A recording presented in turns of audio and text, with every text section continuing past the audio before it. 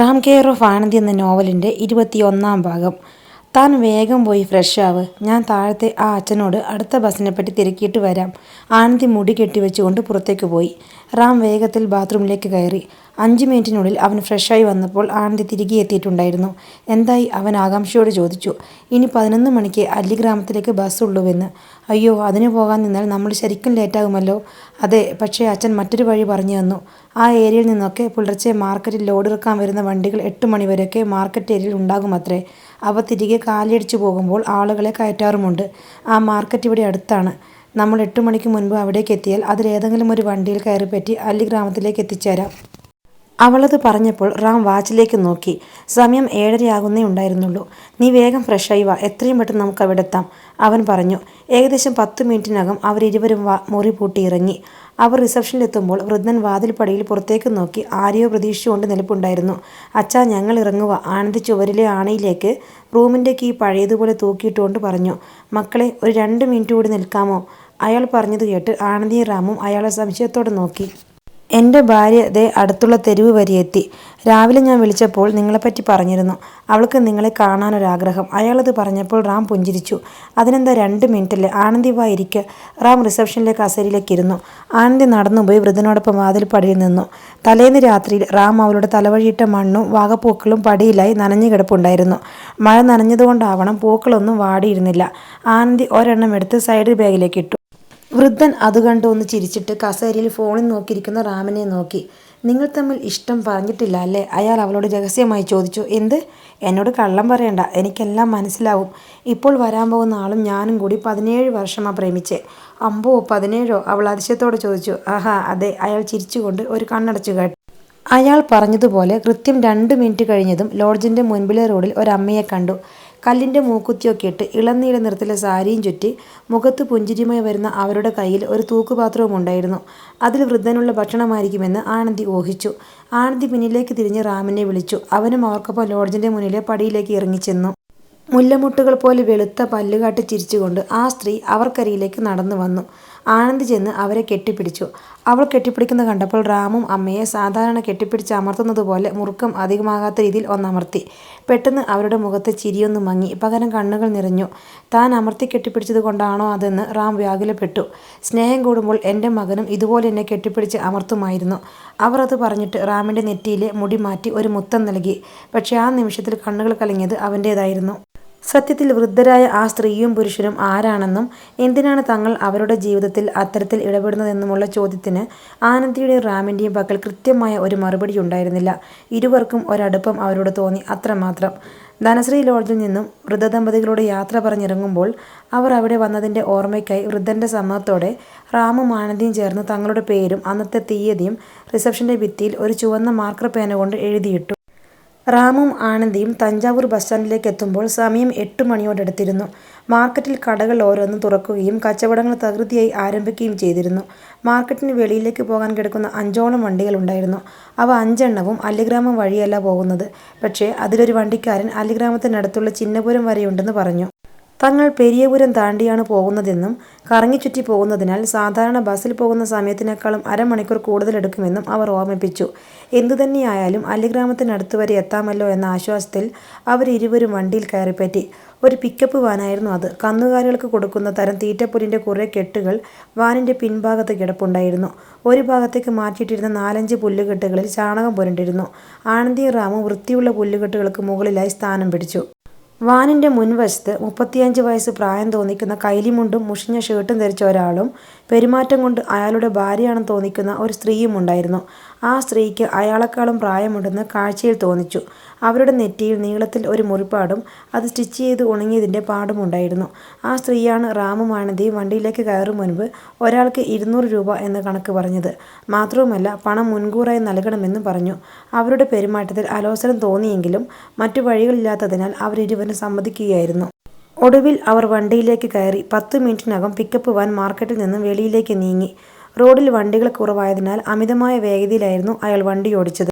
റാമും ആനന്ദിയും പിൻവശത്തായി പുല്ലുകൾക്ക് മുകളിൽ ഇരുന്നു കൊണ്ട് പുറത്തെ കാഴ്ചകളും നോക്കിയിരുന്നു.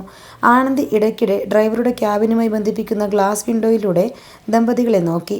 അവരിരുവരും പരസ്പരം ഒരു വാക്കുപോലും സംസാരിക്കാതെ മുന്നിലത്തെ റോഡിലേക്ക് മാത്രം നോക്കിയിരിക്കുകയാണ്. തഞ്ചാവൂർ പ്രധാന റോഡിൽ കൂടി 20 മിനിറ്റോളം വടക്കുഭാഗത്തേക്ക് സഞ്ചരിച്ചതിന് ശേഷം രണ്ടായി പിരിഞ്ഞു പോകുന്ന മറ്റൊരു റോഡിലേക്ക് ആ വാൻ കയറി. അല്പം കൂടി മുന്നോട്ട് പോയതും ഗ്രാമത്തിന്റെ ലക്ഷണങ്ങൾ കണ്ടു തുടങ്ങി. ഇരുവശവും കരിമ്പും നെല്ലും മൾബറിച്ചെടികളും ചോളവും തെങ്ങിൻ തോപ്പുകളും വന്നു തുടങ്ങി. വണ്ടിയോടിക്കുന്നതിനിടയിൽ ഡ്രൈവറണ്ണൻ ഫോൺ എടുത്ത് ആരെയോ വിളിക്കുകയും തങ്ങൾ കടന്നുവരുന്ന റൂട്ടൊക്കെ കൃത്യമായി പറഞ്ഞു കൊടുക്കുകയും ചെയ്തു. ശേഷം അയാളുടെ ഭാര്യ ഫോൺ വാങ്ങി എന്തൊക്കെയോ സംസാരിച്ചു. ഭാര്യ അയാളോട് ഏതോ പുതിയ വഴിയുടെ കാര്യം പറഞ്ഞു. അവരിരുവരുടെയും പെരുമാറ്റത്തിൽ എന്തോ പന്തികേട് തോന്നിയെങ്കിലും ആനന്ദി അതേപ്പറ്റി റാമിനോട് ഒന്നും തന്നെ പറയുവാൻ പോയില്ല. അവൻ അപ്പോഴും പുറത്തെ ഗ്രാമീണ കാഴ്ചകൾ നോക്കിയിരിക്കുകയായിരുന്നു. ആ റോഡ് ഏകദേശം 10 കിലോമീറ്റർ കഴിഞ്ഞു കാണും. ഇരുവശവും ഉയരത്തിൽ പുല്ലുകൾ വളർന്നു നിൽക്കുന്ന ഒരു റോഡിലേക്ക് ആ സ്ത്രീ വിരൽ ചൂണ്ടി. പൊടുന്നനെ അയാൾ ആ റോഡിലേക്ക് വണ്ടി ഓടിച്ചു കയറ്റി. അല്പദൂരം കൂടി മുന്നോട്ട് പോയതും അവരുടെ വരവ് കാത്തു നിന്നതുപോലെ 5 പേർ അല്പം മുന്നിലായി വാൻ കടന്നു വരുന്ന വഴിയിലേക്ക് തടസ്സമായി കയറി നിന്നു. ദേ അവന്മാർ, ആ സ്ത്രീ ഉറക്കെ വിളിച്ചു പറഞ്ഞു. വണ്ടിയുടെ പിൻഭാഗത്തായി കാഴ്ചകളും കണ്ടുകൊണ്ടിരുന്ന റാമും ആനന്ദിയും ആ സ്ത്രീയുടെ ശബ്ദം കേട്ട് സംശയത്തോടെ ഗ്ലാസ് വിൻഡോയിലൂടെ മുന്നിലേക്ക് നോക്കി. അല്പം അകലെയായി 5ഓളം ആളുകൾ വഴിക്ക് വട്ടം നിൽക്കുന്നു. വണ്ടി നിർത്തരുത്, നിർത്താത്തത് കാണുമ്പോൾ അവന്മാർ മാറിക്കോളും, ആ സ്ത്രീ മുന്നോട്ടാഞ്ഞുകൊണ്ട് വിളിച്ചു പറഞ്ഞു. മാറിയാലും ഇല്ലെങ്കിലും ഞാൻ അവന്മാരെ ഇടിച്ചിടും. വാനിന്റെ വേഗത വർദ്ധിപ്പിച്ചുകൊണ്ട് അയാൾ മറുപടി കൊടുത്തു. അയാൾ വേഗത ഒട്ടും കുറയ്ക്കാതെ തന്നെ മുന്നോട്ട് പോയി. ഒടുവിൽ വാൻ തൊട്ടടുത്തെത്തിയതും ഇടിച്ചു ഇടിച്ചില്ല എന്ന തരത്തിൽ റോഡിൽ നിന്നവർ ചാടി ഒഴിഞ്ഞു മാറി. എന്താണ് സംഭവിക്കുന്നത് എന്ന് മനസ്സിലാവാതെ റാമും ആനന്ദിയും പരസ്പരം നോക്കി കണ്ണുമിഴിച്ചു. പെട്ടെന്ന് ഒരു കല്ല് പാഞ്ഞു വന്ന് വാനിന്റെ പിൻഭാഗത്തെ ചില്ല് തകർത്തു. കുറേ ഗ്ലാസ് തരികൾ രണ്ടുപേരുടെയും ദേഹത്തേക്ക് തെറിച്ചു വീണു. 1-2 സെന്റിമീറ്റർ വ്യത്യാസത്തിലാണ് തങ്ങളുടെ തലയിൽ ആ കല്ല് വന്ന് കൊള്ളാതിരുന്നതെന്ന് അവർ ഞെട്ടലോടെ മനസ്സിലാക്കി. അവരിരുവരും ഭയത്തോടെ തിരിഞ്ഞു നോക്കി. റോഡിൽ വട്ടം നിന്നിരുന്നവർ 3 ബൈക്കുകളിലായി പിന്തുടരുന്നു. ബൈക്കുകളിൽ ഒന്നിന്റെ പിൻസീറ്റിലിരുന്ന ഒരുവനെറിഞ്ഞ പാറക്കല്ലാണ് വാനിന്റെ ചില്ല് തകർത്തത്. തുണിസഞ്ചിയിൽ നിന്നും വീണ്ടും വീണ്ടും ചെറിയ ഉരുളൻ പാറക്കല്ലുകൾ വാനിനെ ലക്ഷ്യമാക്കി അവൻ എറിഞ്ഞുകൊണ്ടിരുന്നു. ഒരേറിൽ വണ്ടിയുടെ വലതുവശത്തെ സൈഡ് മിററും പൊട്ടിത്തകർന്നു. മുന്നിലിരിക്കുന്ന സ്ത്രീ ആനന്ദിയോടും റാമിനോടും കുനിഞ്ഞിരിക്കാൻ പറഞ്ഞു ഫോണിൽ ആരൊക്കെയോ വിളിച്ചു. ആനന്ദിയും റാമും ഏറുകൊള്ളാതിരിക്കാൻ ഓരോ പുല്ലുകെട്ടെടുത്തുയർത്തി മറയായി വെച്ച് മുട്ടുകുത്തി കുനിഞ്ഞിരുന്നു. കോൾ തീർന്നതും വലതുവശത്ത് കണ്ട റോഡിലേക്ക് വണ്ടി തിരിക്കാൻ ആ സ്ത്രീ വിളിച്ചു പറഞ്ഞു. ഡ്രൈവർ ഇരുവശവും കരിമ്പുകൾ തിങ്ങി നിൽക്കുന്ന ഒരു ടാറിടാത്ത റോഡിലേക്ക് വണ്ടി ഓടിച്ചു കയറ്റി. തൊലഞ്ഞല്ലോ കടവുളെ, റോഡിലേക്ക് കയറിയതും അയാൾ അലറി വിളിച്ചു. അയാളുടെ ശബ്ദം കേട്ട് ആനന്ദിയും റാമും മുട്ടുകുത്തി ഇരുന്നു കൊണ്ട് തന്നെ വിൻഡോയിലൂടെ മുന്നിലേക്ക് നോക്കി. ദൂരെ 20ഓളം ആളുകൾ കയ്യിൽ വടിവാളൊക്കെ പിടിച്ച് റോഡിൽ നിൽക്കുന്നു. തൽക്ഷണം ആ സ്ത്രീ പിന്നിലേക്ക് തിരിഞ്ഞുകൊണ്ട് വാനിന്റെ പിൻഭാഗത്ത് ചാണകം പുരണ്ടു കിടന്നിരുന്ന പുല്ലുകെട്ടുകൾക്ക് നേർക്ക് വിരൽ ചൂണ്ടി. റാമിനും ആനന്ദിക്കും കാര്യം പിടികിട്ടിയില്ല. ആ പുല്ലിന്റെ ഉള്ളിൽ ഒരു സാധനമുണ്ട്, വേഗം അതെടുക്ക്. അവർ പറഞ്ഞത് കേട്ടതും റാം ശരീരം മറിച്ചിരുന്ന പുല്ലുമായി മുന്നിലേക്ക് നെരുങ്ങിപ്പോയി ചാണകം പുരണ്ട പുല്ലുകെട്ടുകളുടെ ഉള്ളിലേക്ക് കൈ കടത്തി പരതുവാൻ ആരംഭിച്ചു. ഏറ്റവും അടിയിലായി കിടക്കുന്ന കെട്ടിനുള്ളിൽ എന്തോ തടഞ്ഞപ്പോൾ അവൻ അതിൽ പിടുത്തമിട്ടുകൊണ്ട് പുറത്തേക്ക് വലിച്ചെടുത്തു. ഒരു നാടൻ ഇരട്ടക്കുഴൽ തോക്കായിരുന്നു അത്. റാം ആദ്യമായിട്ടായിരുന്നു ഒരു തോക്ക് നേരിൽ കാണുന്നത്. തോക്ക് കണ്ടതും റാം കിടുകിടാ വിറച്ചു. വേഗം അതിങ്ങെടുത്തതാടാ, ആ സ്ത്രീ വിൻഡോയിലൂടെ ദേഷ്യപ്പെട്ടു. കൂടുതൽ ചിന്തിച്ചു നിൽക്കാതെ അവൻ വേഗത്തിൽ അതും എടുത്ത് മുട്ടിലിഴഞ്ഞുപോയി വിൻഡോയിലൂടെ ആ സ്ത്രീയുടെ കയ്യിലേക്ക് തോക്ക് കൊടുത്ത് ആനന്ദിയുടെ അടുത്തേക്ക് തിരിച്ചു വന്നു. ആ സ്ത്രീ അവരുടെ ഭാഗത്തെ സൈഡ് ഗ്ലാസ് താത്തി പാതി ശരീരം പുറത്തേക്കിട്ട് തോക്ക് വെളിയിലേക്ക് കാണിച്ചു. തോക്ക് കണ്ടതും അവിടെ കൂടി നിന്നിരുന്നവർ പല ദിക്കുകളിലേക്ക് ഭയത്തോടെ ഓടി മാറി. ഈ സമയത്ത് അയാൾ അതിവേഗത്തിൽ വാൻ മുന്നോട്ടോടിച്ചു. ആൾക്കൂട്ടത്തെ കടന്ന് വാൻ പോയതും ദൂരെ നിന്നും ഓടിമാറിയ ആളുകൾ കല്ലും കമ്പുമെല്ലാം പെറുക്കി വണ്ടിയുടെ നേർക്കെറിഞ്ഞു. എങ്കിലും അവയൊന്നും വാനിന്റെ അരികിലേക്ക് പോലും എത്തിയില്ല. കാർ വീണ്ടും കരിമ്പിന്റെയും ചോളത്തിന്റെയും വയറുകൾക്ക് നടുവിലൂടെ കടന്നുപോയി. നിങ്ങൾ എന്തൊക്കെയാണ് ഈ കാണിക്കുന്നത്? തോക്കും പിടിച്ച് മുന്നിലിരിക്കുന്ന സ്ത്രീയോട് റാം വിളിച്ചു ചോദിച്ചു. നിന്നോടൊക്കെ പറഞ്ഞതല്ലേ ഞങ്ങൾ പെരിയപുരം വഴിയാണ് പോകുന്നതെന്ന്, അവർ ദേഷ്യത്തിൽ പറഞ്ഞു. ഞങ്ങൾക്ക് എങ്ങനെ അറിയാം ഇമാതിരി ഒരു സ്ഥലമാണിതെന്ന്? മര്യാദയ്ക്ക് വണ്ടി നിർത്തും, ഞങ്ങൾക്ക് ഇറങ്ങണം, അവൻ ഉറക്കെ വിളിച്ചു പറഞ്ഞു. ആ സമയത്ത് ആനന്ദി പിൻവശത്തേക്ക് ശ്രദ്ധിക്കുകയായിരുന്നു. അനവധി ബൈക്കുകൾ വീണ്ടും പിന്തുടരുന്നത് കണ്ട ആനന്ദി ആ സ്ത്രീയെ നോക്കി. അക്ക, അവർ പിന്നാലെ തന്നെയുണ്ട്. അത് കേട്ടതും ആ സ്ത്രീ പിന്നിൽ വരുന്ന ബൈക്കുകളിലേക്കൊന്ന് നോക്കിയിട്ട് അവർക്കരികിലിരിക്കുന്ന തുണിസഞ്ചിയിൽ നിന്നും നീളത്തിൽ തിരിയുള്ള ഒരു ഗുണ്ട് പുറത്തെടുത്തു.